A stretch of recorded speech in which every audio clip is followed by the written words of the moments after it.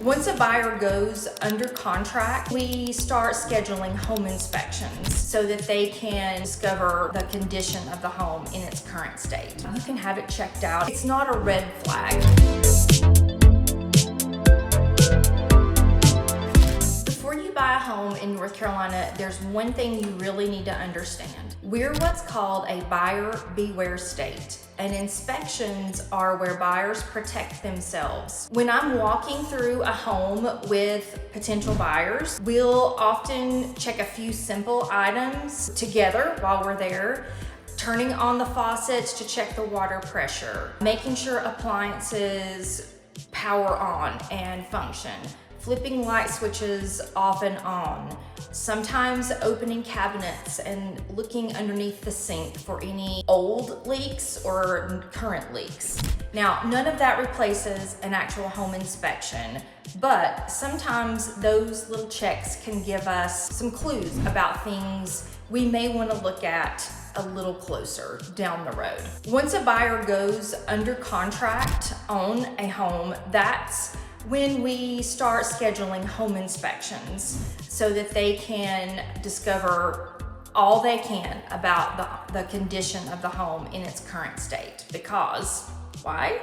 We're a buyer beware state and you're buying the house as is. Most people think the general home inspection, which looks at the overall systems of the house, are the only inspection you need.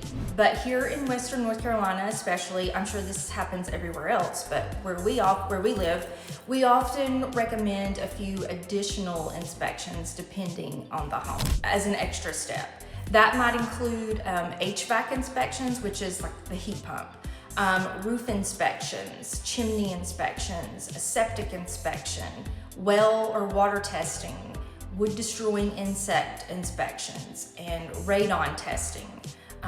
And those are all things that if you work with me as your agent, I'll walk you through that, but your agent should walk you through each and every inspection and why it's needed. Now, not every home needs an inspection or every inspection, but buyers need to know what their options are so that they can fully evaluate the property. Also, just have the option to do that. North Carolina being a buyer beware state means that when a buyer goes under contract, they're essentially agreeing to purchase the home as is, in its current condition as you see it at the showing. You are given the opportunity to do the inspections during what's called a due diligence period. And that's when you're investigating the home, the property, the grounds around it. You're learning everything that you can about the inner workings and the outer workings of the home.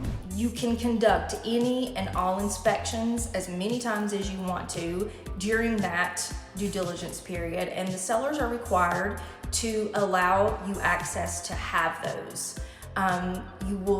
The general home inspector does not do a full roof inspection and chimney inspection and septic inspections. So I like to call those accessory inspections. So you would have to have those specialists come additional times to do those inspections.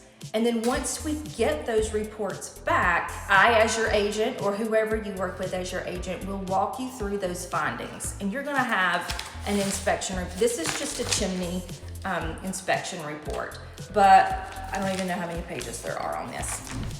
A general home inspection report is gonna be at 50 pages at the least. And it's terrifying to buyers. It really is when they see that come through, because they think, holy cow, what is wrong with this house? But that's because the inspectors have specific requirements that they have to look at in each home, and they have to make comments about each section that they're investigating or inspecting. And so it's our job as realtors to walk you through those findings and say, hey, this is what's important, or this is just cosmetic. You can have it checked out if you want to, but it's not a red flag.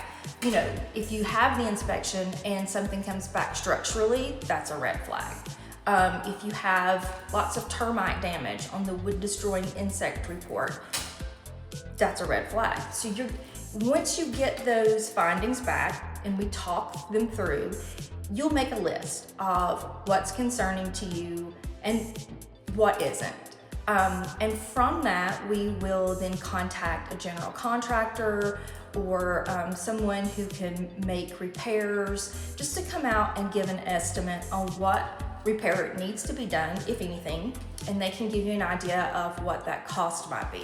And at that point, we make a due diligence request. So we go back to the seller, it's in an official document, and we say, based on the home inspection findings, here's what our buyer is concerned about. And then we list them, 1, 2, 3, 4, 5, 6, 7, 8, 9, 10. We try to go by the numbers on the inspection report, like item 1.1 or item 4.3. And you have the option to share the inspection report with the seller and the seller's agent, but you don't have to because you as the buyer paid for it. And that's side note, you as the buyer are responsible for paying for any and all inspections that you have done during this due diligence period. The seller does not pay for any of those inspections. So that's something else that you have to allow extra money for. And that's a topic for a whole other video. But so what I was saying was, once we get those back, we get the report back, we make an official request for the sellers to either make repairs, or once you get the estimates, you can request a price reduction based on the amount of those estimates. Again, the seller is not obligated to do a thing. They can say, absolutely not, you're buying the house as is, you knew that going into it. Or if they're nice, and they should be, because they don't want to lose this buyer, they should be willing to talk things out with you as far as the repairs go. Maybe you can split the costs, or maybe it's a simple fix. But I think the biggest thing that buyers need to know is inspections can be scary. The whole process of it, the first time you go through it, can be terrifying because of the length of the reports, but they're just for your knowledge. You are just finding out all of the inner workings of the home that you're going to be making a ginormous financial investment in, and you want to know what's working and what isn't. You want to know if there's bats in the attic, or if there's termites, or if the hand railing isn't functional. You want to make sure that the handrails are safely installed and that they're not shaking back and forth. So, these are just things to think about.